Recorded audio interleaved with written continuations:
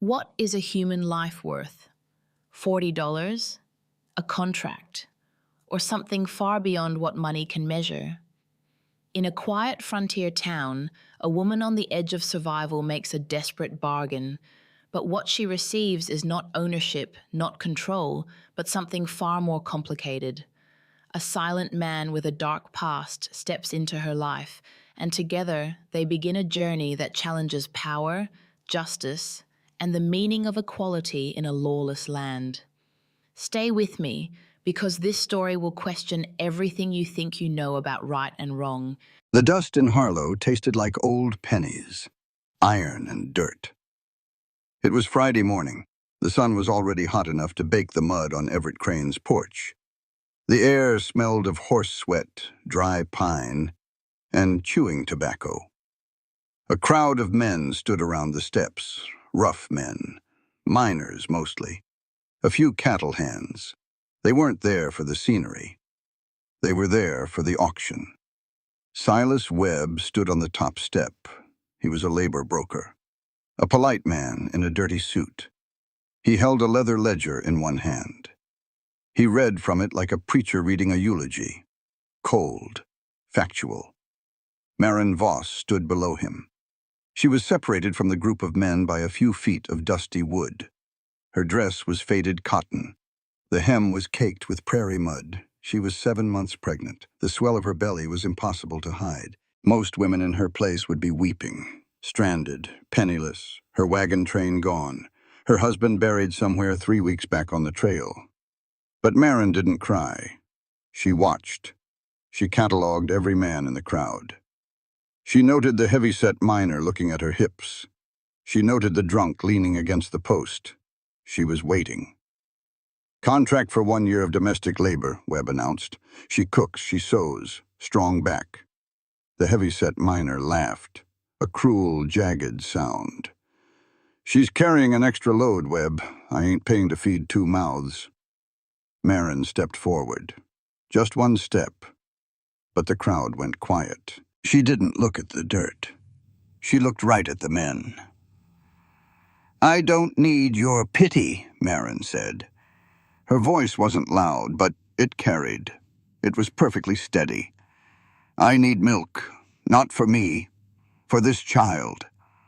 When it comes, it will need milk or it will die. So bid whatever you want. I will sell my soul for milk right now." The silence on the porch grew heavy. Men shifted on their boots. Webb blinked, entirely unsure of how to price a woman's soul. At the far end of the porch, Caleb Dunn stopped walking. He had a coil of rope on his shoulder, a canvas sack of salt in his hand. He hadn't come for the auction. He lived 4 years in silence and came to town only when he had to. But he heard her. For this child. Milk. Caleb froze. He didn't just stop moving. He stopped breathing. The porch vanished. The hot September sun vanished. Suddenly, it was November 1872. Snow biting his face. The smell of slaughtered cattle.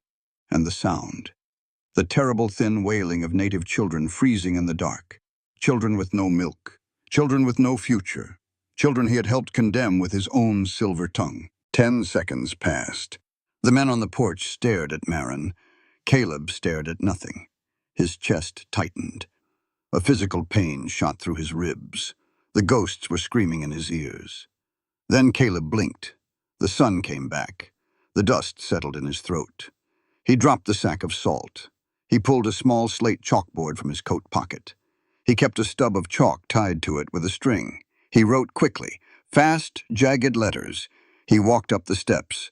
He didn't look at the miner. He didn't look at Marin. He walked straight to Silas Webb. He slammed the chalkboard onto Webb's ledger. The sound made Webb jump. Webb looked down at the dusty slate. The quiet one, $40, cash. Webb looked at Caleb. Everyone knew the mute rancher. Everyone gave him a wide berth. "Sold," Webb said quickly. Caleb pulled 4 gold eagles from his pocket. He set them on the ledger. He didn't wait for a receipt. He turned and walked into Everett Crane's general store. Marin watched his broad back disappear through the doors. 2 minutes later, he walked back out. He stopped in front of her. He didn't meet her eyes. He reached into his coat and pulled out a heavy tin can. Condensed milk. He pressed it into her hand. He pointed to the wagon hitched across the street. Then he turned and walked away. The wagon ride was a vast empty stretch of time. 2 hours. Nothing but endless rolling waves of yellow prairie grass. The Montana sky was too big. It pressed down on them. Caleb drove the team. His hands were loose on the reins, but his posture was rigid. He hadn't looked at her once since they left town. Marin sat on the hard wooden bench beside him. Her hands rested on her swollen belly. She felt the cold tin of milk in her lap. She felt the heavy silence coming from the man beside her. She wasn't going to let that silence swallow her. Her father had taught her the gospel, but he had also taught her about human dignity. She wasn't going to start this new life as a piece of property. Marin shifted on the seat. She looked straight at the side of Caleb's face. "Stop the wagon," she said. Caleb pulled back on the reins. The horses blew out their breath and stopped. The only sound was the wind through the dry grass.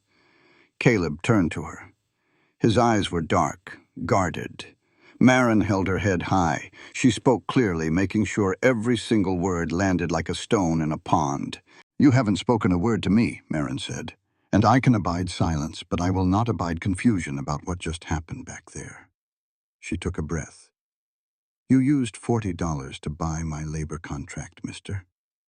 But you need to understand something right now. You did not buy my humanity. A human being cannot be bought or sold, not by a broker, not by you, not by anyone." Caleb just watched her. He didn't reach for his board. "This body is mine," Marin continued, her voice ringing out over the empty prairie. "And this child is mine. They are not property. A piece of paper does not erase a person's God-given rights. I will work for my keep. I will honor the labor. But I am a free woman. We are equals under heaven. If you think your money gives you the right to treat me as less than human, tell me now, and I will walk back to town on my own 2 feet." She stopped. Her heart was beating fast, but she didn't look away. Caleb stared at her. He saw the fire in her eyes. He saw the iron in her spine. Slowly, Caleb nodded. Just once. A deep, deliberate dip of his chin. A gesture of complete agreement. He didn't write a single word. He didn't need to. He picked up the reins, clicked his tongue, and the wagon rolled forward again. Marin let out a breath she didn't know she was holding. She relaxed her shoulders. Just a fraction. They reached the ranch at dusk. The sun was bleeding orange over the distant mountains. The property sat in a wide valley. Marin climbed down from the wagon. Her boots hit the dirt. She looked around. The house wasn't made of logs. It was stone, solid, heavy, built to withstand things that wanted to tear it down. Caleb walked up the front steps and opened the heavy oak door. He motioned for her to enter. Marin stepped inside. The air was cool. The wood floor was swept clean.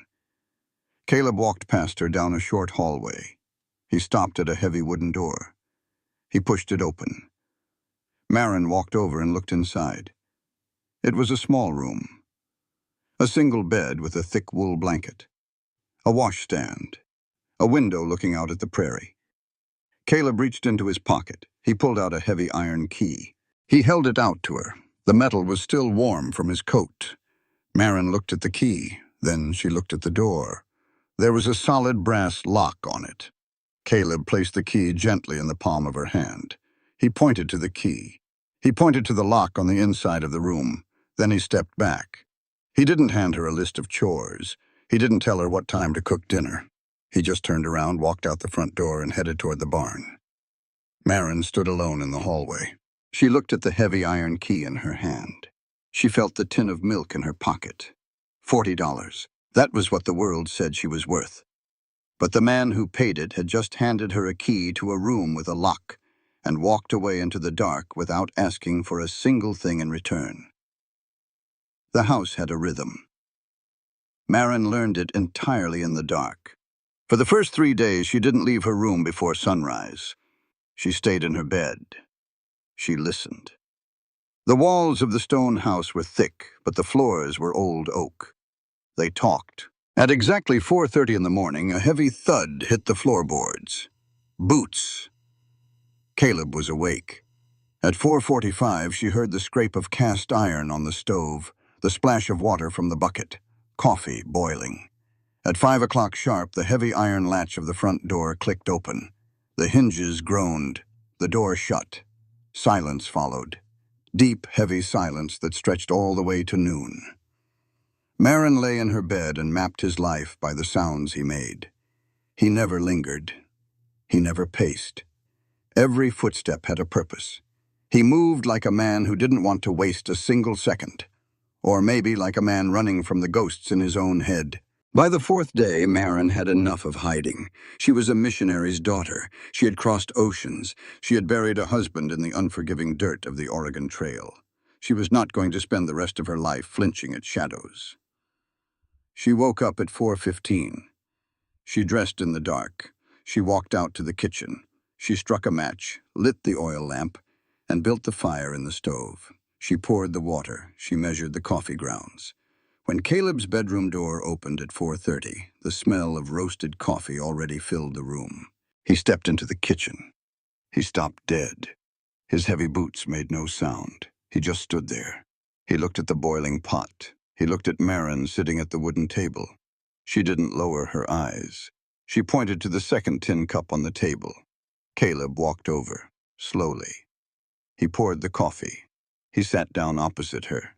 He placed his small slate board on the table between them. Marin took a sip of her coffee. It was hot and bitter. It tasted like courage. "We need to get some things straight, Mr. Dunn," Marin said. Her voice was calm. It did not shake. "You bought my contract. You gave me a room. You haven't asked me for a single thing, and I appreciate the shelter." Caleb watched her over the rim of his cup. "But I will not be treated like a fragile thing," Marin continued. She leaned forward. She made sure he saw the absolute conviction in her eyes. "A woman is not a creature made of glass, waiting to be managed by a man, and a pregnant woman is not a burden to be worked around." Caleb lowered his cup.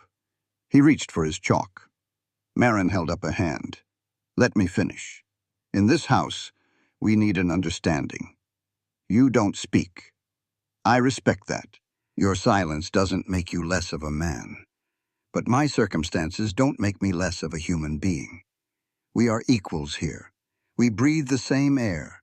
We occupy the same space. True respect means treating each other as equal partners in survival, not as master and servant. I have the right to work. I have the right to contribute. And I have the absolute right to feel safe without locking my door." Caleb went perfectly still.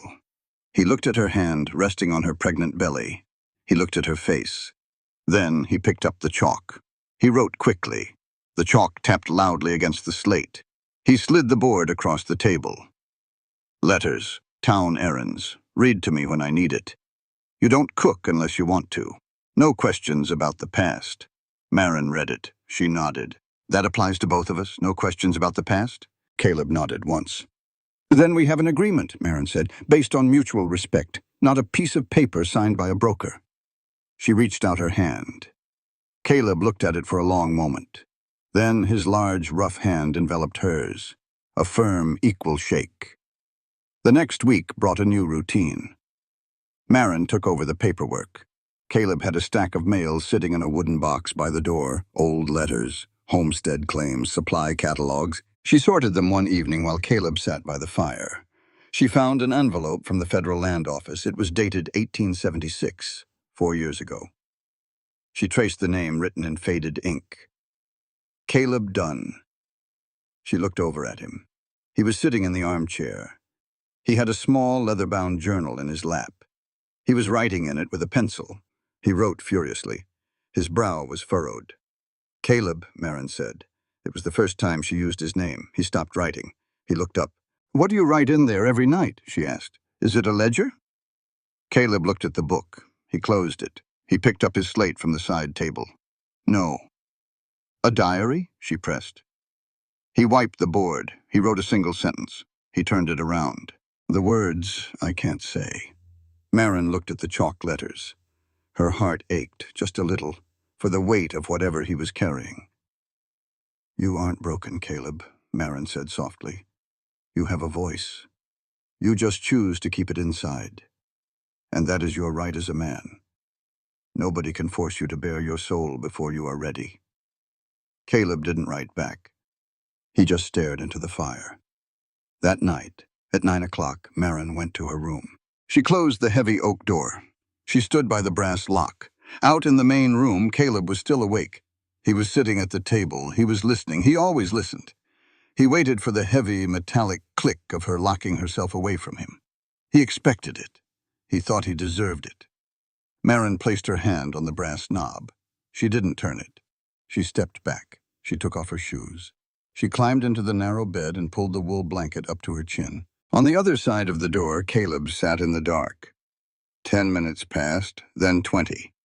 The click never came. He closed his eyes. He let out a long, shuddering breath. Trust had just been built in his house. Not with a shout, not with a contract, but with the deafening sound of a lock remaining open. November brought a bitter edge to the wind. Marin started going outside more, not just to the porch. She walked the property line. She was learning a new language. She was learning to read the earth. She knew how to read people. She knew when a man was lying by the twitch of his jaw. She knew when a woman was grieving by the stiffness of her shoulders. But the land was different. The land didn't lie. She learned the smells first. Dry prairie grass smelled like old paper. The manure in the barn smelled heavy but clean. It smelled like life. One afternoon, the wind shifted. Caleb was chopping wood near the barn. He suddenly stopped mid-swing. He buried the axe in the stump. He looked up at the sky. He turned to Marin and pointed rapidly to the cattle grazing near the creek. Then he pointed to the barn. Marin didn't ask questions. She ran. She grabbed a switch and started driving the cattle up the slope. She yelled, she waved her arms. Caleb worked the other side. They got the last cow into the barn just as the sky cracked open. Cold, punishing rain hammered the tin roof. They stood inside the barn, breathing hard. Marin wiped the wet hair from her face. She looked at Caleb. He tapped his nose. Then he pointed outside. You smelled the rain before it fell, Marin said. Caleb nodded. He grabbed a handful of dry dirt from a bucket. He held it out. He wanted her to understand. The soil changes before the sky does. 2 days later, the mud dried enough for a trip to town. Marin took the wagon alone. Caleb handed her a list of supplies written on his slate. She pulled up to Everett Crane's general store. Harlow was busy, dust and noise, men shouting, wagons creaking. She walked inside. Everett Crane leaned against the counter. He wiped the wood with a dirty rag. He had sharp, calculating eyes. You're the woman Dunn bought, Crane said. He didn't sound friendly. He sounded curious, like she was a stray dog that had learned a trick. I am Marin Voss, she said clearly. I manage Mr. Dunn's correspondence and errands. Crane smirked. Must be a quiet job, working for a man with a broken head. Marin slammed the supply list on the counter. The sound cracked like a whip. There is nothing broken about him, Mr. Crane, Marin stated. Her voice was ice. A man's worth is not measured by the noise he makes. It is measured by his actions. And Mr. Dunn is a better man in total silence than most men are when shouting from a pulpit. Now, fill the order, please. Crane lost his smirk. He took the list and went to the back room. While she waited, Marin walked out to the porch. A woman stood near the edge of the steps. She wore a faded blue dress. She had strong, thick hands. She was looking at the town with a mixture of confusion and exhaustion. Marin recognized the look. It was the look of someone living outside the language. Hello, Marin said. Baron. The woman jumped slightly. God dag, she replied. Her accent was thick, Swedish. I am Marin, from the Dunn Ranch. The woman's face softened. Ingrid Carlson. We live east, past the creek. Ingrid struggled with the English words. She looked frustrated. Maren smiled. She reached out and touched Ingrid's arm. "It is hard," Maren said slowly, clearly, "when the words don't fit your mouth, but you are welcome here." Ingrid looked down at Maren's pregnant belly. She smiled, a real, warm smile. She pointed to Maren's stomach. "Barn. Baby. Good dirt here for baby to grow." "Yes," Maren said. "Good dirt." As they spoke, Maren noticed a boy sitting on an overturned barrel at the end of the porch. He was maybe 11 years old, scrawny, filthy. He was chewing on a piece of hard, stale bread. He had the eyes of an old man who had seen too much winter. Maren walked back into the store. She bought a fresh, warm corn muffin. She walked back out and handed it to the boy. He didn't say thank you.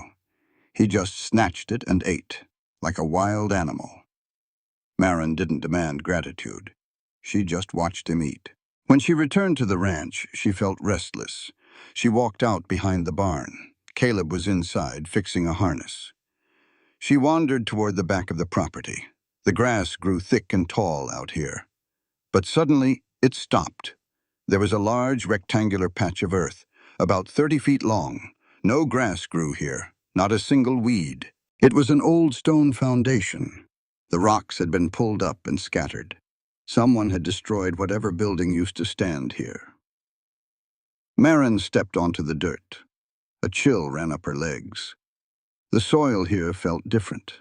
It was packed hard. It smelled old. It smelled like things that had been buried and forgotten. "It is a graveyard of memories, ma'am." Maren spun around. A man stood at the very edge of the property line. He did not step over it. He was Native American. He looked to be in his 60s. His hair was long and streaked with gray. He wore a heavy wool blanket over his shoulders. His face looked like it had been carved out of the mountainside. "I'm sorry," Maren said. "I didn't hear you." "The land speaks, but only if you listen," the man said. His English was flawless, educated. "I am John Two Bears." Maren walked closer but stopped a few feet away. "I am Maren Voss. Do you know what happened to this piece of land?" John Two Bears looked past her. He looked at the dead patch of earth. His eyes were infinitely sad. "I know exactly what happened here," John said. He looked back at Maren. "You are carrying a child. That is a sacred thing. But you need to understand the dirt your child will be born onto." Maren crossed her arms against the cold wind. "Tell me." John stood tall. The men in Washington drew lines on a map. They decided this land belonged to the railroad and to white settlers. They decided my people were in the way. But land theft is not just moving fences, Mrs. Voss. Land theft is the theft of a people's right to exist. He pointed a weathered finger at the ground. "All men bleed the same red blood," John stated, his voice ringing with absolute clarity. "A native child cries from hunger the exact same way a white child does. But the men with guns did not believe in equality. They believed in power. They believed our lives were worth less than the dirt under their boots. Stealing a man's home, starving his family, that is the ultimate violation of human rights, and it happened right where you are standing." Maren felt her breath catch. Did the man who lives here do this?" "Ask him," John Two Bears said quietly. "Ask the quiet man what the price of his silence really is." John turned and walked away. He didn't rush. He moved like a man who knew the earth belonged to him, no matter what a piece of paper in Washington said. Maren stood alone by the dead earth. The baby kicked hard against her ribs. She looked back at the stone house. She knew deep in her bones that the silence in that house was about to break. The sky didn't just turn gray. It bruised, a deep, ugly purple that swallowed the mountains whole. The rain started on a Tuesday. It wasn't a gentle rain. It was a Montana storm, heavy, angry. It drove in sideways, carrying bits of freezing ice that stung like buckshot. By Wednesday, the ground couldn't swallow any more water. The Montana clay saturated. It turned to slick, impassable soup. The creek behind the barn started to swell. Then it roared. We fought the water together. There was no time to be polite, no time to ask for permission. Caleb burst into the house, soaked to the bone, and pointed toward the eastern pasture.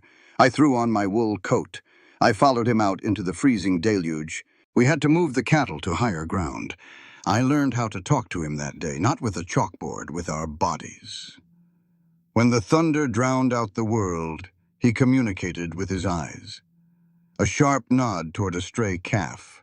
A flat hand pushing down, meaning stay put. A sweeping gesture to drive the herd forward. I read him perfectly. He read me perfectly. We didn't waste a single movement. By Thursday morning, the rain finally slowed to a cold drizzle. I was exhausted. My back ached from the weight of the baby. I stood on the back porch holding a cup of hot water, just watching the runoff. The creek had breached its banks. The water had rushed straight down the slope, cutting a deep, violent scar right through the dead patch of earth behind the barn. The old stone foundation. I put my cup down. I walked out into the mud. The floodwater had washed away 4 feet of packed topsoil. It had carved the earth open like a butcher's knife. I reached the edge of the washout. I looked down. There was a door in the dirt. It was made of heavy iron, rusted, half buried, but the water had scoured the mud off the thick metal hinges. It was a cellar door. I heard footsteps behind me. Caleb. He stopped right at my shoulder. I didn't have to look at him to know something was wrong. I could feel the cold radiating off him. It wasn't the weather. It was sheer, absolute terror. I slid down the muddy bank. I grabbed the rusted iron ring on the door. I pulled. It fought me. The hinges screamed, but it gave way. The heavy door flopped back into the mud with a wet thud. A smell hit me. It wasn't the smell of wet earth. It was dry, powdery. It smelled like chalk and old marrow. It was the smell of a graveyard. I leaned over the dark opening. I waited for my eyes to adjust. Bones, hundreds of them, bleached white, and stacked in a massive, tangled pile. Skulls with heavy eye sockets, rib cages snapped in half, leg bones thick as tree branches. It wasn't a human grave. It was an animal grave, cows, horses, sheep. Right at the top of the pile, a piece of rusted metal caught the gray morning light. I reached down. I pulled it out. It was heavy iron, a branding tool. I rubbed the mud off the flat face of the metal. The letters were perfectly clear. Property of BIA, 1872. Bureau of Indian Affairs, 1872. The exact year John Two Bears said his people were starved out of their homes. I stood up. I climbed back up the muddy bank. I held the iron brand in my hand. Caleb was standing exactly where I left him. His face was the color of ash. He was staring at the open cellar. He was shaking. A large, strong man, vibrating like a beaten dog. I walked up to him. I held up the branding iron. "Did you do this?" I asked. He didn't reach for his slate. He didn't turn away. Caleb dropped to his knees in the freezing mud. The impact splashed dirty water up to his chest. He looked up at me. His chest heaved. He opened his mouth. His jaw trembled. 4 years of silence fought him. His throat worked, swallowing hard, trying to break the rust on his own vocal cords. When the sound came out, it was jagged. It was a wound torn open. Yes, one word. It sounded like dying. He reached into his coat with trembling hands. He pulled out a folded piece of paper and a pencil stub. He didn't use the chalk. The chalk was for chores. This was a confession. He placed the paper on his knee. He wrote furiously in the rain. The water smeared the graphite, but he pressed harder, digging the words into the page. When he finished, he held it up to me. I took it. I read it in the gray light. I was an interpreter for the Bureau. I was young. I had a silver tongue. The colonel told me the railroad was coming. He said the Nakota people had to move, or they would be wiped out. He told me to convince them, to promise them a better reservation. I did. They trusted my words. But the colonel didn't want to wait for them to pack. He wanted them gone immediately. Under his orders, I led a squad of men here in the dead of night. We slaughtered their entire winter livestock. 200 head. We buried them in this cellar. We built a house over it to hide the crime. Without food, they had to march in the snow. 26 people died on the trail. 9 of them were children. I bought this land with my wages. I took a vow of silence. I built my life on top of my own sins. I am a monster. I finished reading. The paper was soaked. I looked down at Caleb. He was waiting for me to walk away. He was waiting for the disgust. I folded the paper. I put it in my pocket. I reached out, grabbed the collar of his coat, and pulled him to his feet. He stumbled up, shocked. He looked at me, his eyes wide and hollow. I didn't yell. I spoke with absolute, unwavering clarity. "Listen to me, Caleb Dunn," I said. My voice cut through the cold air. Hiding a crime is not protection. It is cowardice. Taking a vow of silence does not feed the children who starved. Acknowledging the truth is the very first step toward restoring human rights for those who died. He blinked, the rain washing down his face.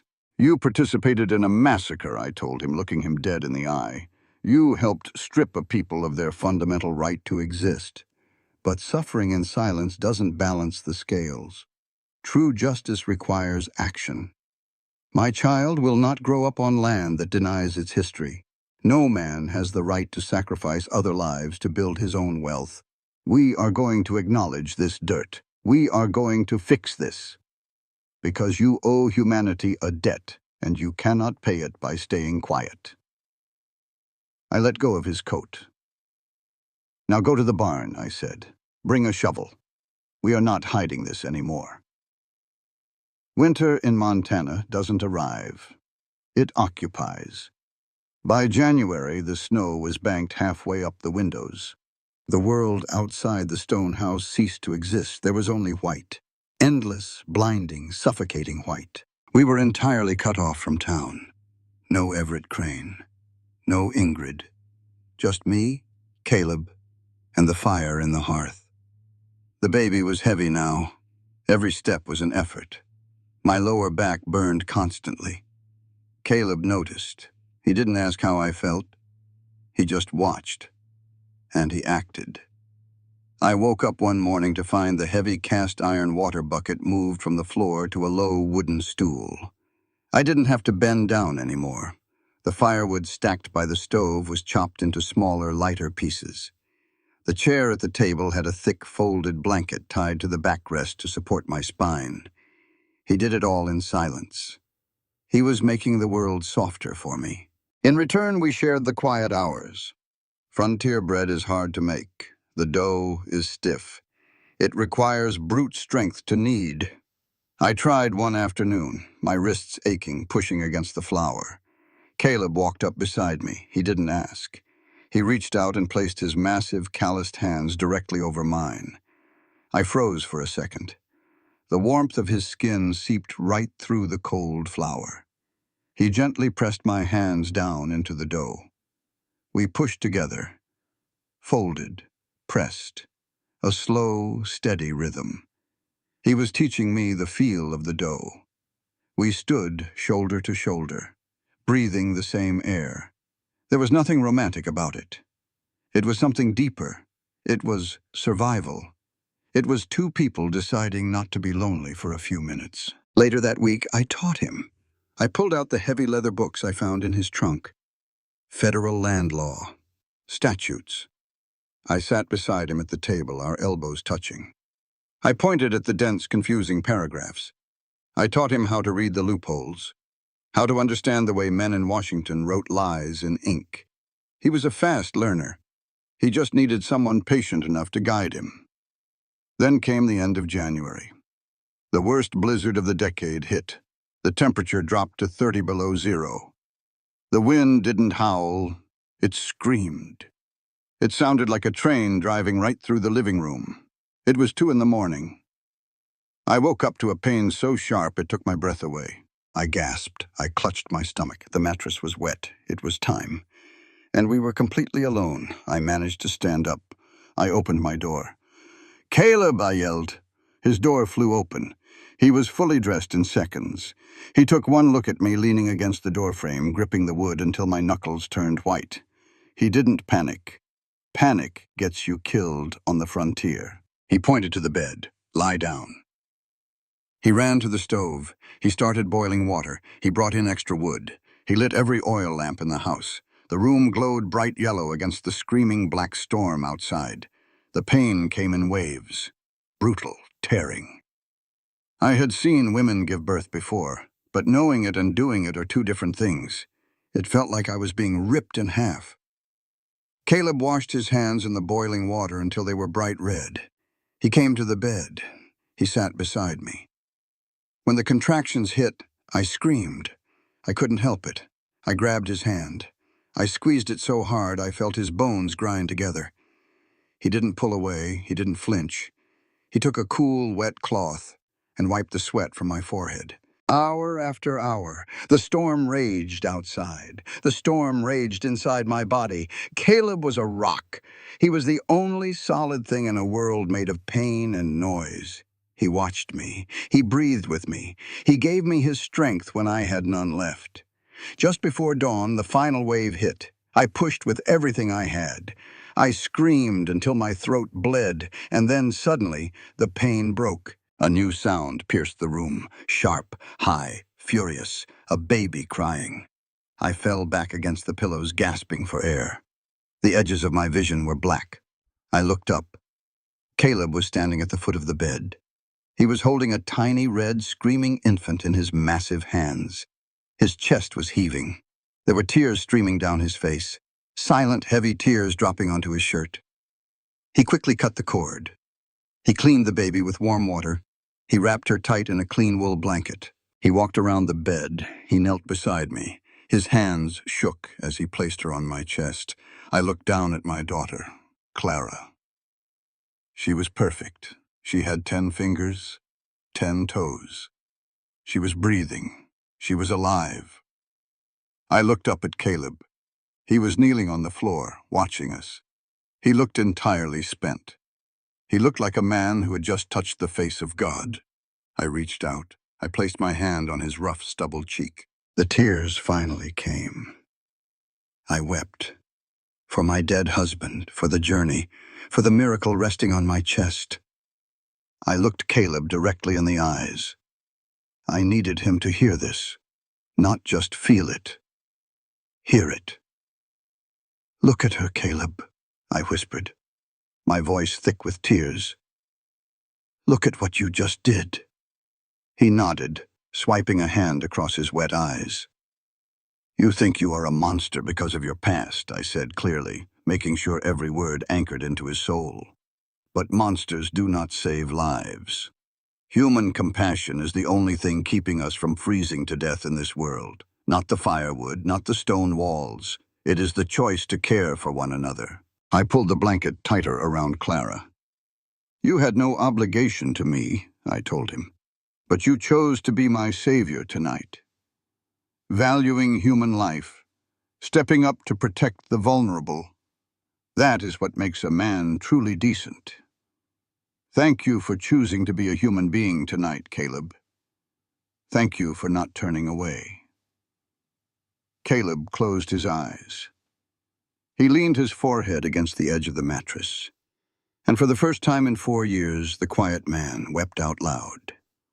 If this story moved you, leave a like, share your thoughts in the comments, and subscribe to the channel for more powerful Western stories. Spring didn't arrive. It broke. The ice on the creek cracked like pistol shots. The sound echoed across the valley. The snow melted heavy and fast, turning the prairie into a sea of thick, sucking mud. Inside the stone house, the air felt different, warmer, lighter. Clara was 2 months old. She was a quiet baby. She spent her mornings wrapped in a wool blanket, watching the dust motes dance in the sunlight. Thomas had stayed through the winter, the orphan boy from town. He never asked to stay. We never told him he could.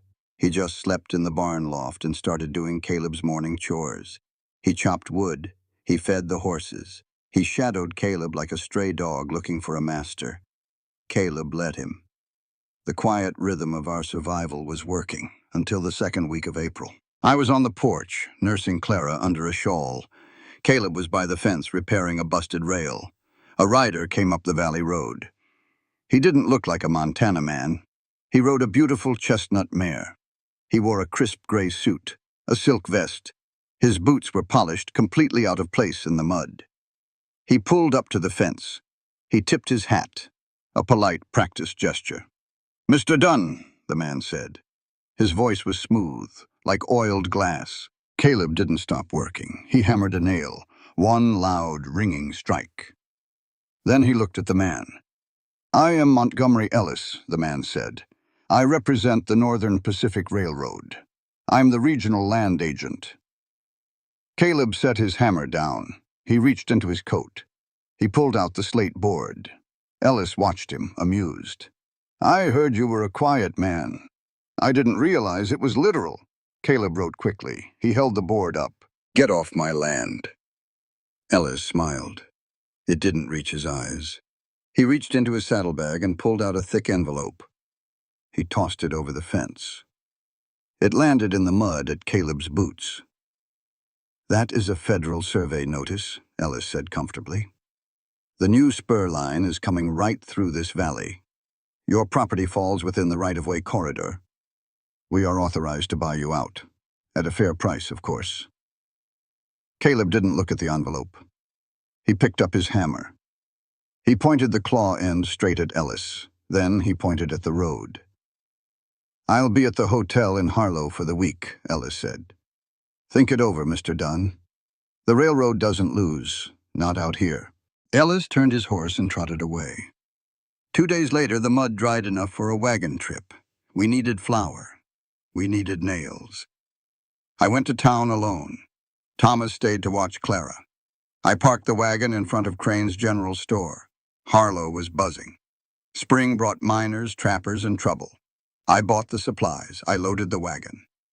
As I turned to untie the horses, Montgomery Ellis stepped off the boardwalk. He stood between me and the wagon. He took off his hat. "Mrs. Voss, isn't it?" Ellis asked. "I did some asking around. You had a rough winter. A widow, stranded here. It's a tragic story." "Step aside, Mr. Ellis," I said. "I also know about your arrangement," he continued, lowering his voice. "Caleb Dunn bought your labor contract for $40. A desperate move for a desperate woman. I can't imagine you want to raise a child out in that dirt with a man who can't even speak to you." I tightened my grip on my purse. "My life is none of your business." Ellis reached into his coat. He pulled out a leather wallet. He opened it. A thick stack of greenbacks sat inside. $200, Ellis said softly. "Cash, right now. Enough to buy a train ticket back east. Enough to rent a fine room for you and your baby. Start over." I looked at the money. It was a fortune. It was 5 years of wages. "All you have to do," Ellis said, "is pack your things. Leave the ranch. When Dunn sees you're gone, he'll break. He has no voice. He has no fight left in him. He'll sign the deed over to me by Friday." He held the money out. He looked at me with absolute certainty. He thought I was hungry. He thought I was weak. I didn't reach for the money. I stood taller. I looked him dead in the eye. "Put your money away, Mr. Ellis," I said. My voice was loud enough for the men on the porch to hear. "I am not for sale, and neither is my loyalty." Ellis frowned. The polite mask slipped. "Don't be a fool, woman. You have no legal standing. You are a contracted servant. The law doesn't care about you. And the law certainly doesn't care about a mute hermit." I stepped right up to him. I didn't flinch. "You listen to me, Mr. Ellis," I said, every word striking like a hammer on an anvil. "Do you think a poor widow and a mute man have no civil rights? Do you think because we don't have a silk vest and a polished horse we are not citizens?" Ellis opened his mouth, but I cut him off. "American law was built to protect equal ownership," I declared, my voice ringing in the dusty street. "It was written so that the wealthy could not simply crush the vulnerable beneath their boots. My gender does not strip me of my intellect, and Caleb's silence does not strip him of his humanity. In the eyes of the law, we are your equals. Every citizen has a right to the land they bled for. I have a voice. I know the statutes, and I will use my voice to tear apart your paper oppression in a federal court." Ellis stared at me. He looked genuinely shocked. He slowly put the wallet back in his coat. "You're making a mistake," he whispered. "No," I said. "You are. You picked the wrong house to threaten." I shoved past him. I climbed into the wagon. I snapped the reins and drove away. I didn't tell Caleb about the money when I got home. I didn't want him to think I had even considered it. Instead, I cleared off the dining table. I pulled out the heavy leather books. The Homestead Act of 1862. The territorial statutes. I sharpened 3 pencils. When Caleb walked in from the barn, he saw the papers. He saw the fire in my eyes. He didn't ask. He just pulled up a chair beside me, touched my shoulder, and waited for my instructions. We were going to war, and our weapons were ink and truth. By late May, the spring mud was a memory. The rains completely stopped. The Montana sun turned vicious. The prairie grass baked from green to a brittle pale yellow. Dust hung in the air constantly, coating our clothes, our skin, our lungs. The creek behind the barn dropped to a muddy trickle. Then it turned to cracked, baked clay. We relied entirely on the well. In the second week of June, I dropped the wooden bucket down the stone shaft. The rope went slack much sooner than usual. When I pulled it up, the bucket was only half full. I brought it into the kitchen. I poured a cup for Clara.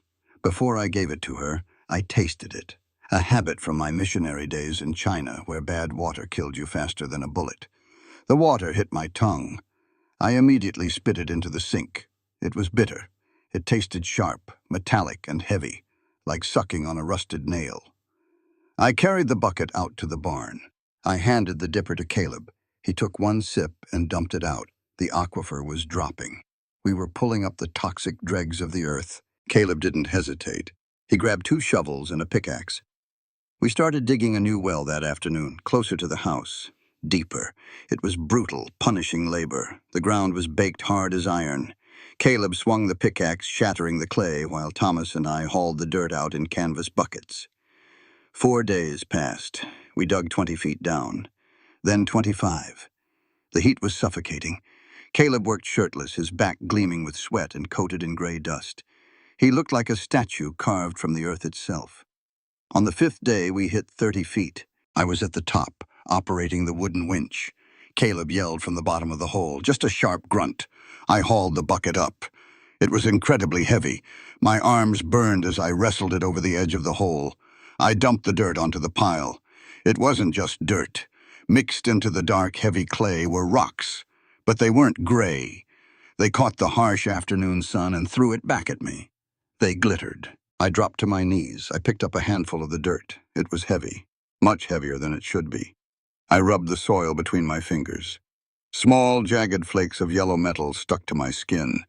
I picked up a rock the size of a walnut. It was laced with thick veins of dull, buttery gold, placer gold, an old, buried riverbed.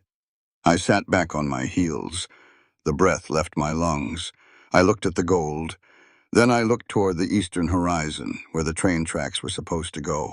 It suddenly all made sense. The railroad wasn't building a spur line through this valley. There was no town out here to connect to. It was a lie. Montgomery Ellis wasn't a land agent securing a right-of-way. He was a thief using a federal badge to steal a gold mine. "Pull me up," Caleb grunted from the hole. I operated the winch. He climbed out, covered in mud and sweat. I held out my hands. I showed him the rocks. Caleb stared at the gold. He didn't look excited. He looked sick. He knew exactly what this meant. He knew the kind of violence that followed gold. He reached for his slate, wiping his dirty hands on his pants. "Ellis knew," Caleb wrote. "Yes," I said. "The Bureau of Indian Affairs surveyed this land back in 1872, before they forced the Nakota out. Someone found the gold back then, kept it quiet, and now Ellis has the map." We carried the rocks into the house. We put them in a tin bowl in the center of the table. We sat there staring at them. It was enough wealth to buy a city block in New York. It was enough wealth to get us both killed by Friday. A shadow fell over the open doorway. I jumped up. Caleb reached for the rifle leaning against the wall. It wasn't Ellis, it was John Two Bears. He stood in the doorway. He didn't ask to come in. He just walked to the table. He looked down at the tin bowl full of glittering rocks. He didn't look surprised. "The earth bleeds yellow," John said quietly. "My grandfather knew it was down there. We never dug it up. We knew what it does to the minds of men." Caleb slowly lowered the rifle. John looked at Caleb, then at me. His ancient eyes were full of a terrible, heavy wisdom. "Listen to me carefully," John said. His voice filled the stone room. "Greed turns men into demons. That gold is a curse. It has no value if it is paid for in the blood of the innocent. Do not let this metal corrupt your souls." I stood up straight. I walked to the table. I picked up one of the gold rocks. "You are right, John," I said clearly, making sure the words anchored in the room. "Human life and equality must always hold a higher value than material wealth. Gold is just rock. It doesn't breathe, it doesn't love. If we fight for this land, we fight for the right to live freely and equally. We do not fight to hoard wealth while men die for it. A person's worth is not measured by what they pull from the ground, but by how they treat the people walking on top of it." John Two Bears looked at me. He nodded slowly, a deep gesture of respect. "Then how do you fight the demons?" John asked. "Ellis will bring guns." I dropped the gold rock back into the tin bowl. It landed with a dull clank. I walked over to my stack of federal law books. I rested my hand on the leather covers. "He can bring guns," I said, "but he relies on the illusion of the law to steal this land cleanly. If he shoots us, he has a murder investigation. He wants the deed. He wants it legal." I looked at Caleb. "We don't shoot," I said.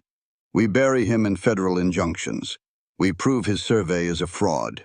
We fight for our human rights in the daylight, where the law has to watch." Caleb looked at the gold. Then he looked at me. He didn't reach for his slate. He just nodded. Once. He walked to the table, pushed the bowl of gold away, and pulled the inkwell toward me. July turned the Montana Territory into an anvil. The sun was the hammer. It beat down on the prairie every day. The yellow grass turned white and brittle. The dirt in the yard baked into hard, cracked plates. The air shimmered. It was too hot to breathe deep. We waited. We knew Montgomery Ellis wasn't done. He had found the gold. He had the BIA survey map. A man like that doesn't walk away from a fortune just because a woman yelled at him in the street. He regroups. He finds a bigger hammer. That hammer arrived on a Tuesday afternoon. I was sitting on the shaded porch. Clara was asleep in a basket at my feet. The heat made her lethargic. I was reviewing the federal homesteading statutes again. My eyes burned. Then I heard the horses. 4 riders came up the valley road. They kicked up a long, slow trail of pale dust. Caleb walked out of the barn. Thomas trailed right behind him. Caleb held a pitchfork. He didn't raise it. He just held it across his body. A barrier. The riders pulled into the yard. Montgomery Ellis was in front. His gray suit was covered in dust now. He didn't look polite anymore. He looked tired and mean.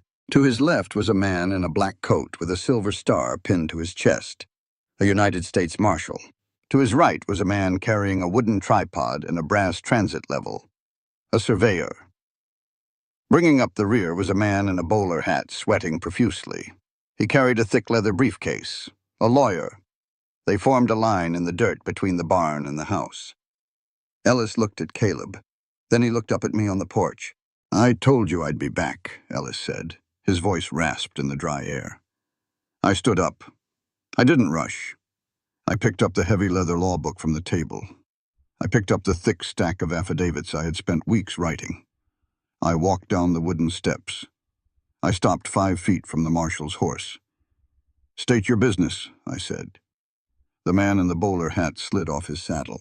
He opened his briefcase. He pulled out a piece of paper with a red wax seal. "We have a federal writ of survey," the lawyer said. He spoke fast, trying to confuse.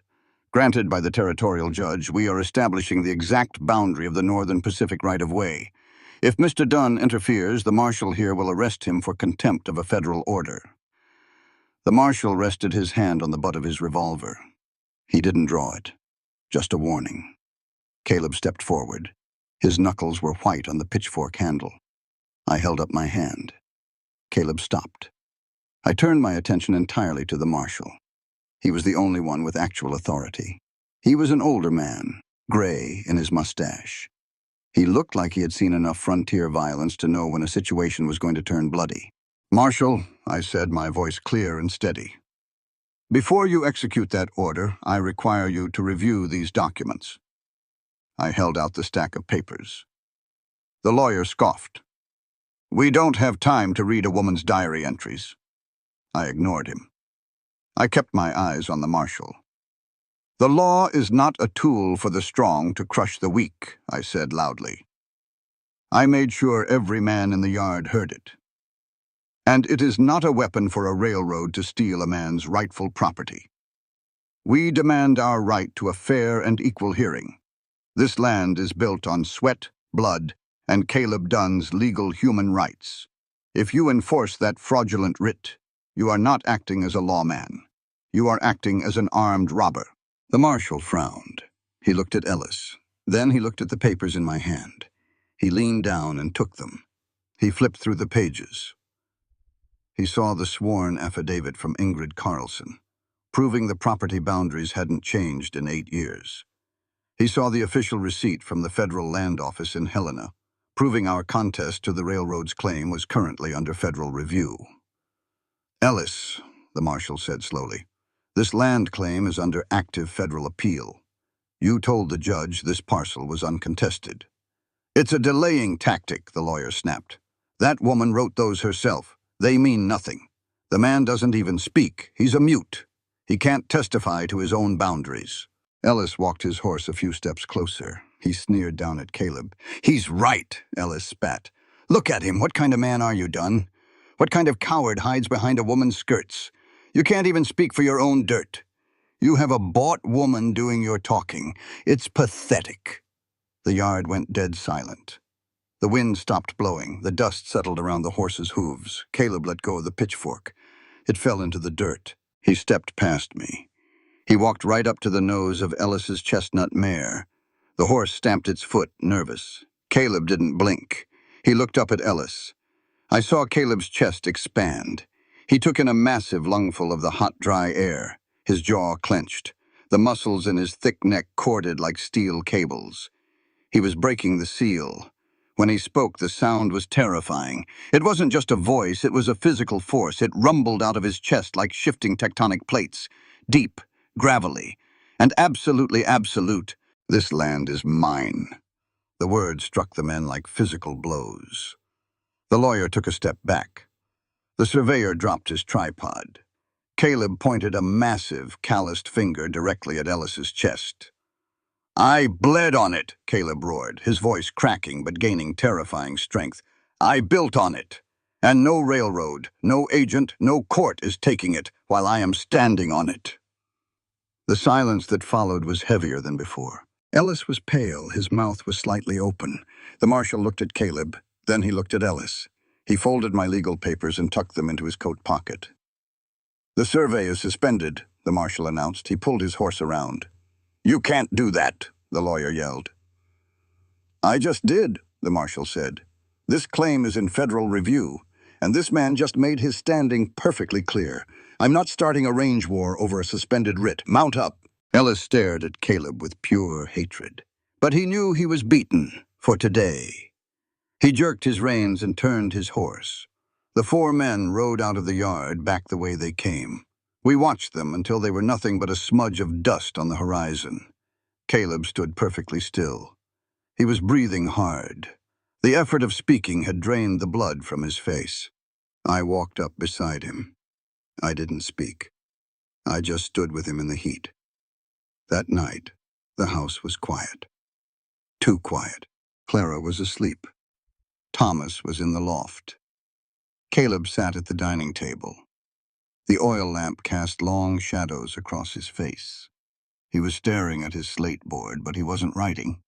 He was just looking at the blank black surface. I poured 2 cups of water. I set one in front of him. I sat down. "You spoke," I said softly. He looked at me. He nodded. "You terrified them," I added. A ghost of a smile touched the corner of his mouth. Then it vanished. He picked up his chalk. I broke my vow. Again. "A vow of silence is meant to bring peace," I said. "If it brings destruction, it's just a different kind of violence." I took a deep breath. I folded my hands on the table. It was time to clear the last shadow between us. "I need to tell you something, Caleb, about Ellis." He watched my face intently. "When I went to town in April," I said, "Ellis ambushed me. He opened his wallet. He offered me $200 in cash. All I had to do was leave the ranch. He knew that without me to write the legal appeals, you would lose the land." Caleb stopped moving. His eyes locked onto mine. "I didn't take it," I said quickly. "I didn't even consider it. I told him he picked the wrong house to threaten." Caleb picked up the chalk. His hand was remarkably steady.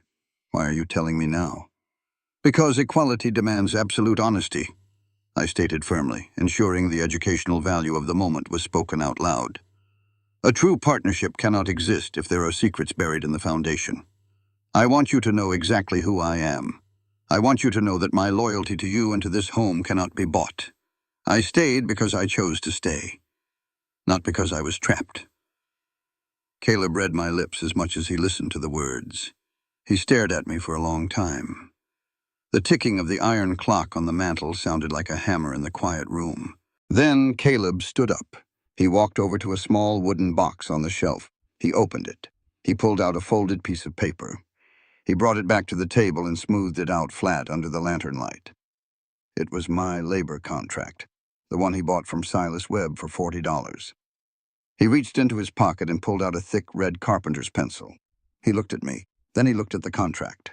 With 3 heavy, deliberate strokes, Caleb wrote a single word diagonally across the entire page. "Void." He slid the paper across the table to me. He picked up his chalk. "You are not a servant. You are not a debt. You are free." I looked down at the red letters. My throat tightened.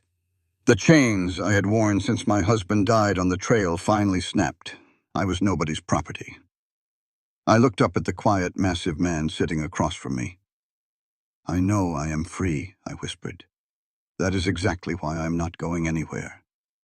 August brought the dry lightning. The drought had dragged on for 10 weeks. The world was stripped of moisture. The grass crunched like broken glass under my boots. The sky was a pale, sickly yellow. There was no rain in the clouds, just electricity. I smelled it before I saw it. I was in the kitchen, washing dishes with the little water we had left in the barrel. The air suddenly smelled metallic, like a struck flint. Ozone. I walked to the window. Out over the eastern pasture, a jagged spear of white light slammed into the earth. There was no thunder, just a sharp, terrifying crack. 3 seconds later, a plume of gray smoke twisted up from the dry grass. Then the wind hit it. A prairie fire doesn't burn. It runs. It moves faster than a galloping horse. It creates its own wind, sucking the oxygen out of the air, feeding itself, growing into a roaring orange monster within minutes. "Caleb!" I screamed. He was already moving. He burst out of the barn. Thomas was right on his heels. Caleb pointed at the house, then at me. "Stay inside." Then he and Thomas ran toward the pasture, carrying heavy, soaked burlap sacks. I didn't stay inside. I grabbed Clara, wrapped her in a thick wool blanket to keep the smoke out of her lungs, and ran out to the porch. I grabbed the dinner bell hanging from the post and rang it violently. A useless alarm, but I couldn't just stand there. The heat hit the yard like an open oven door. The eastern pasture was a wall of flame. Black smoke blotted out the sun. Ash began to fall like dirty snow, coating my hair and my clothes. Through the thick smoke, I saw Caleb and Thomas swinging the wet sacks, trying to beat down the edge of the fire line to save the barn. But the wind betrayed us. It shifted. It drove the flames directly toward the wooden structure. "The horses!" I screamed, though they couldn't hear me over the roar of the fire. Caleb saw it, too. He threw down his sack and sprinted into the burning barn. A second later, he dragged the two draft horses out by their halters. They were panicking, rearing up, their eyes rolling white with terror. Caleb fought them, his immense strength the only thing keeping them from bolting straight into the flames. He dragged them to the stone house and tied them to the heavy porch railing. He turned back, but the barn was gone. The dry pine walls went up like paper. A towering pillar of fire shot 50 feet into the air. The heat was so intense, it forced me back against the stone wall of the house. I held Clara tight against my chest. I watched everything we had built burn to ash. For 3 hours, the inferno raged. The eastern pasture was entirely consumed. The barn collapsed into a pile of glowing orange coals. But the stone house stood. Caleb's stubborn decision to build with rock 4 years ago saved our lives. As the sun began to set, the wind finally died. The fire ran out of fuel when it hit the rocky slope at the edge of the property. It choked on its own ash and slowly burned itself out. The silence that followed was deafening. The air was thick and gray. The smell of roasted earth and charred wood was overwhelming. Caleb walked out of the smoke. His face was pitch black with soot. His shirt was burned full of holes. His eyebrows were singed off. He coughed, a deep, rattling sound. Thomas walked behind him, looking like a ghost covered in charcoal. I stepped off the porch. I handed Clara to Thomas. I took the water dipper and held it to Caleb's cracked lips. He drank greedily. Then he turned and looked at the yard. He didn't look at the ruined barn. He was looking at the new well we had dug, the one with the gold. The fire had burned directly over it. The intense, concentrated heat of the burning barn had baked the clay walls of the well shaft until they cracked. While we were fighting the flames, the earth had collapsed. We walked over to the hole. It wasn't a hole anymore. It was a massive, shallow crater. 50 tons of earth and stone had caved in on itself, burying the bottom of the well under 30 feet of impenetrable rock. The gold was gone, buried forever. Caleb stared at the crater. He reached into his pocket and pulled out his slate. The edges of the wood frame were scorched. We lost the gold. I looked at the crater. I looked at the black, smoldering pasture. Then I looked at the stone house and at my daughter sleeping safely in Thomas's arms. "No," I said. My voice was hoarse from the smoke. "We didn't lose it. The earth took it back, and thank God it did." Caleb looked at me confused. "Don't you see, Caleb?" I said, a tired smile cracking the soot on my face. "Without the gold, Ellis has no reason to come back. The railroad won't build a spur line through an empty, burned-out valley. The curse is buried. The fire didn't destroy us. It purified us." We stood there in the gray twilight, realizing that losing a fortune was exactly what we needed to keep our home. The next morning, the sun rose over a black, ruined landscape. We had no barn. We had half our cattle left, wandering in the western hills. We had no winter feed. We were alive, but we were ruined. I was making coffee over the kitchen stove when I heard the horses outside. I walked out to the porch. Caleb was already standing in the yard. A line of riders was coming down the valley road. It wasn't Ellis. It was John Two Bears. He wasn't alone. 20 men from the Nakota tribe rode behind him. They weren't armed for war. They led pack horses loaded with raw, cut timber.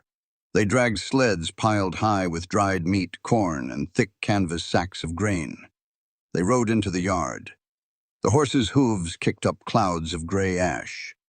John Two Bears dismounted. He walked up to Caleb. Caleb stood paralyzed. The ghosts of his past were standing in his ruined yard, bringing him the very things he had stolen from them 4 years ago. Caleb reached for his slate. His hands shook violently. He wrote, erased, and wrote again. He held it out. "I don't deserve this. I owe you blood. Not thanks." John Two Bears didn't read the board. He looked straight into Caleb's eyes. "Put that away," John said. His voice was firm, carrying the weight of a chief. John stepped closer. He placed a steady hand on Caleb's shoulder. He spoke loudly, ensuring that I, Thomas, and every man in the yard heard the absolute truth of his words. "You listen to me, Caleb Dunn," John stated. delivering the lesson that would anchor this valley forever. Punishment does not bring back the dead. Suffering in silence does not feed the hungry. We do not demand an eye for an eye because a blind world cannot survive the winter. John swept his hand toward the ruined barn, then toward the lumber his men brought. True forgiveness is not simply forgetting a crime, John continued, his voice ringing with moral clarity. Forgiveness is giving a man the chance to be human again.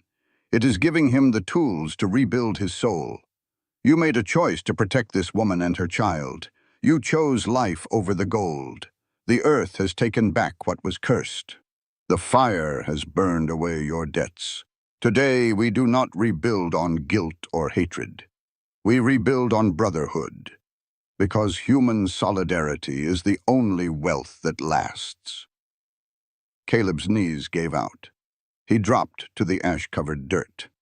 He covered his face with his massive hands, and his shoulders shook with the force of his weeping. John Two Bears didn't tell him to stand up. He just kept his hand on Caleb's shoulder, anchoring him to the earth, until the tears were done. Then John turned to his men. He spoke a sharp command in Nakota. The men dismounted. They unloaded the timber. They walked past the buried well. They picked up shovels and axes.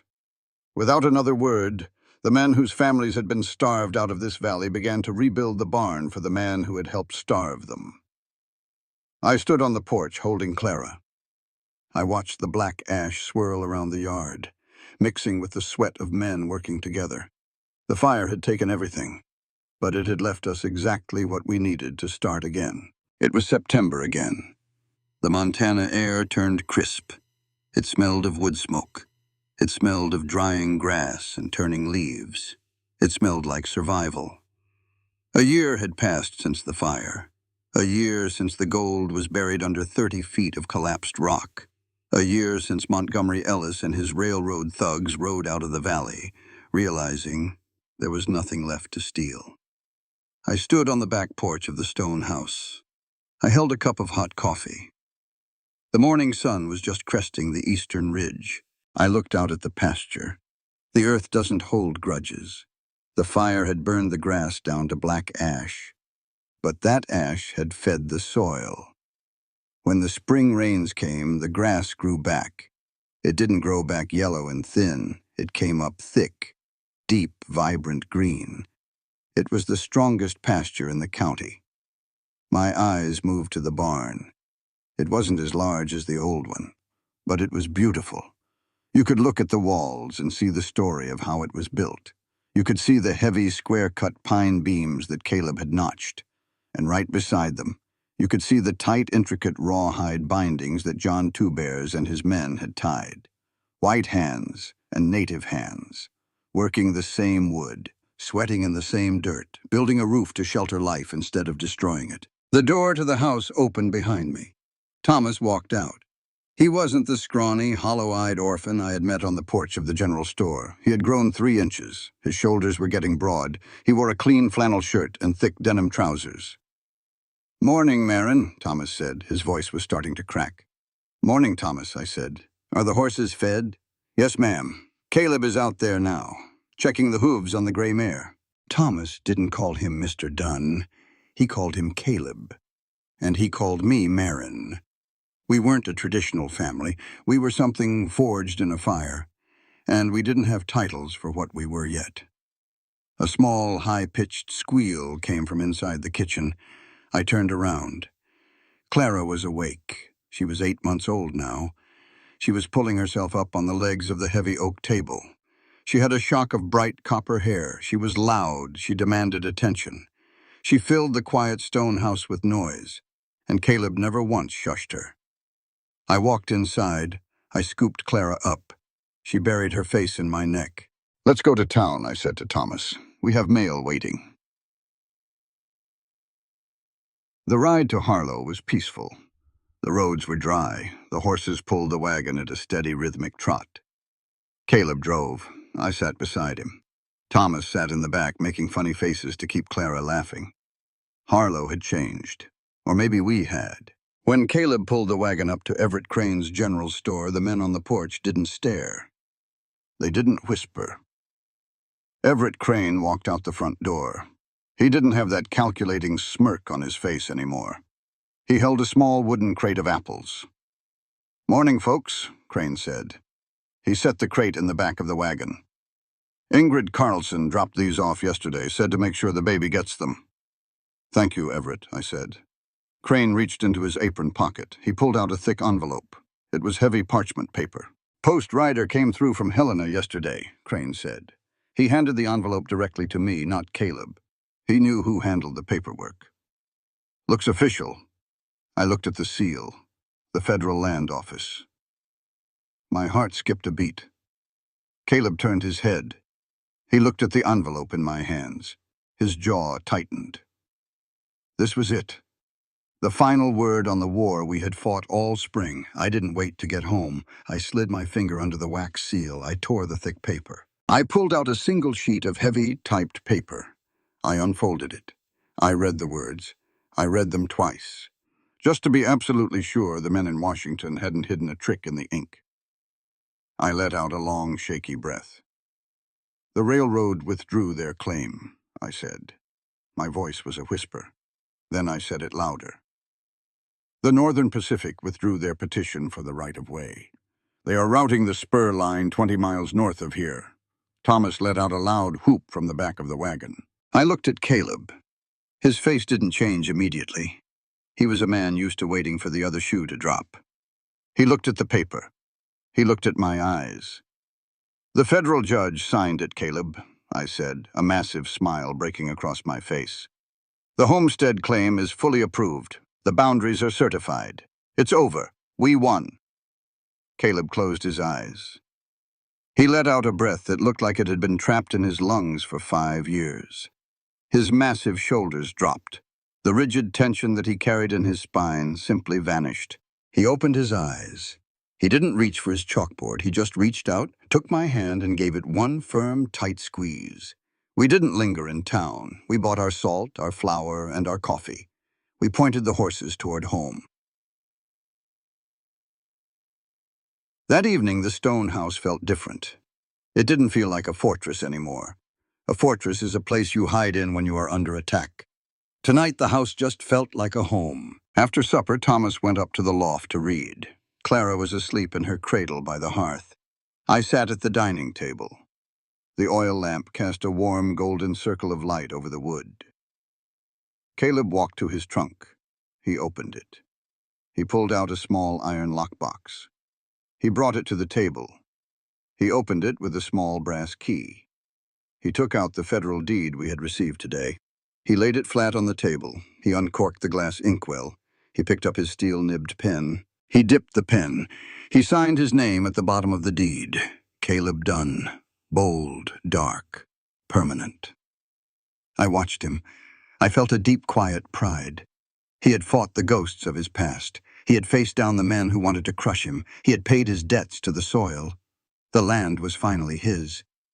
But Caleb didn't put the pen down. He dipped it into the inkwell again.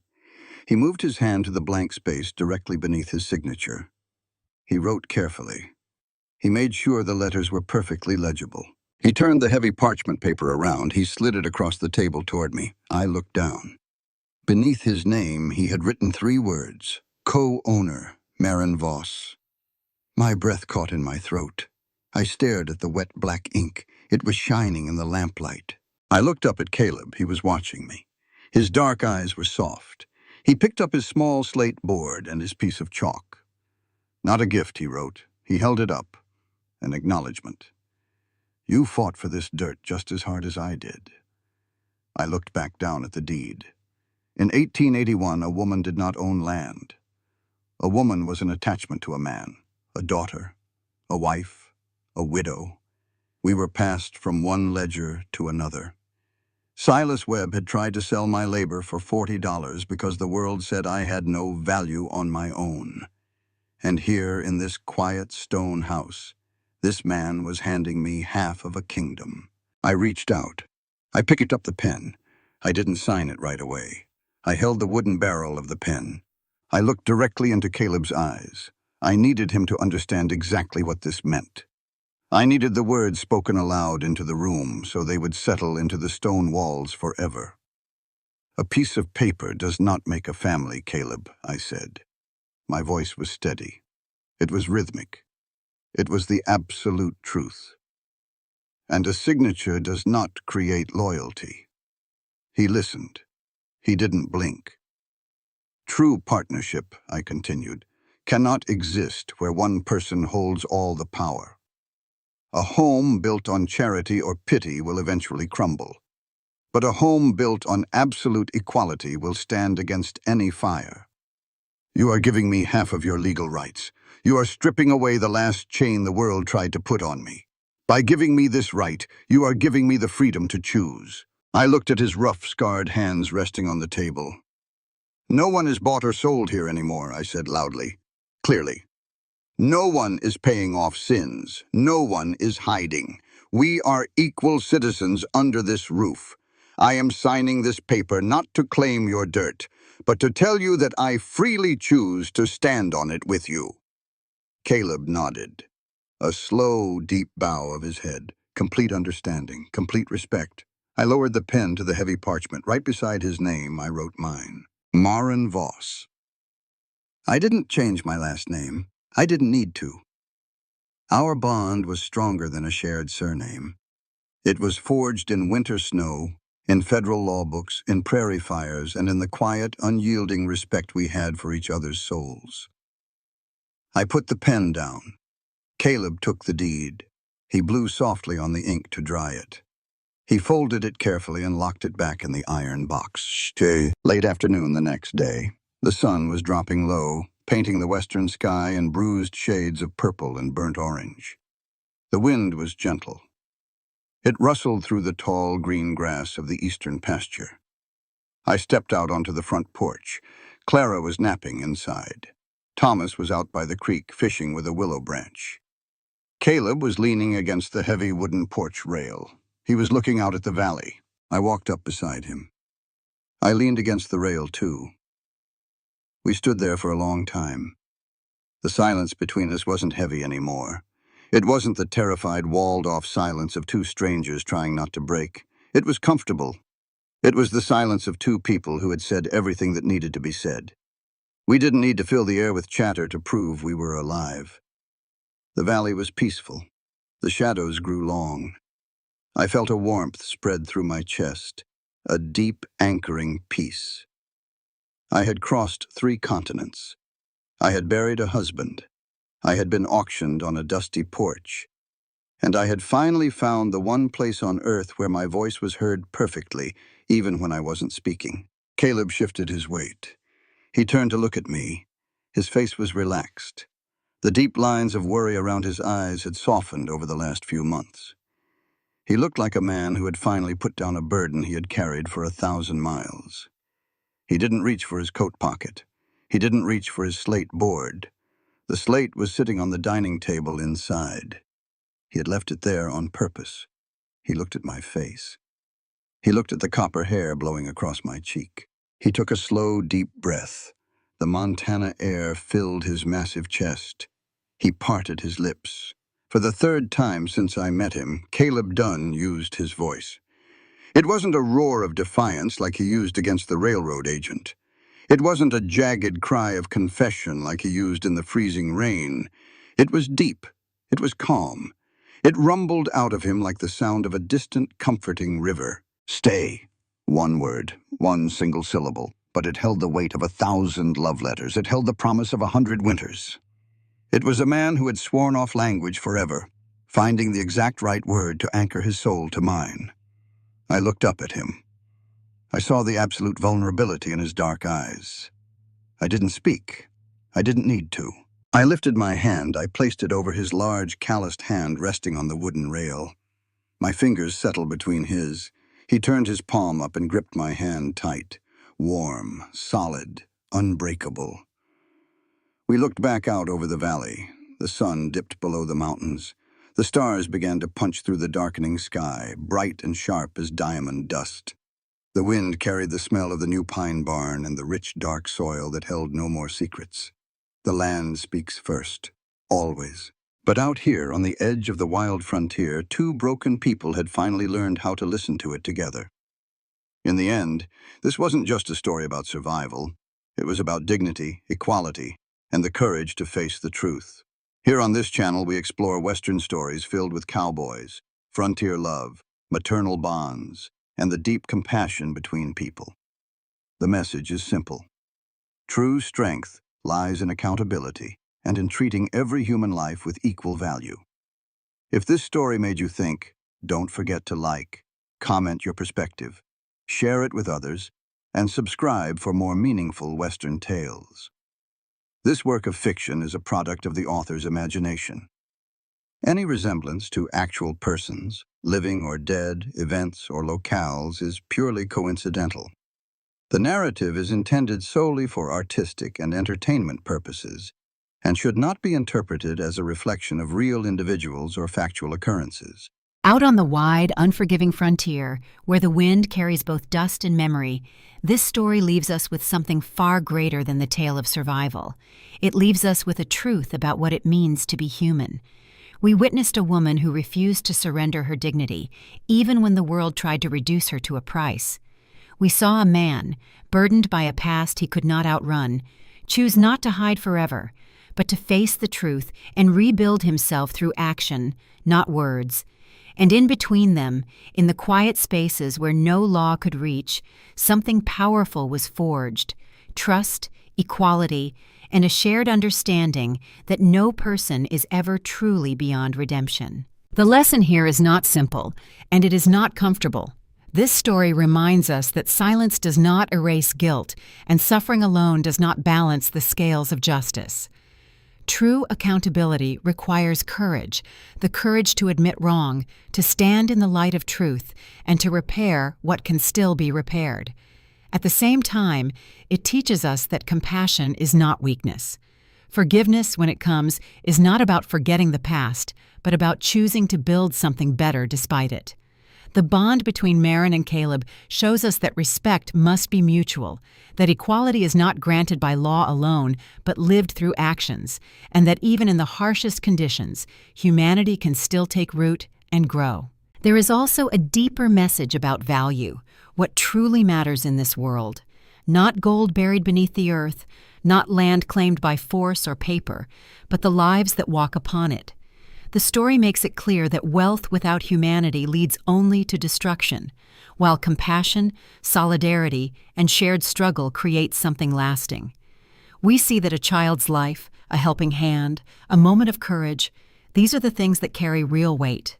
These are the things that endure long after dust settles and names are forgotten. And perhaps most importantly, this story speaks to choice. Every person, no matter how broken, no matter how lost, is faced with a choice: to remain defined by the past or to step forward and become something more. Caleb chose to change. Marin chose to stand firm. And together, they chose to build a life not on ownership or control, but on respect and partnership. That choice, simple, quiet, and unwavering, is what turned a place of pain into a place of hope. So as you walk away from this story, remember this: a person's worth is not measured by what they have done at their worst, but by what they choose to do next. Humanity is not found in perfection, but in the willingness to care, to stand up, and to do what is right when it matters most.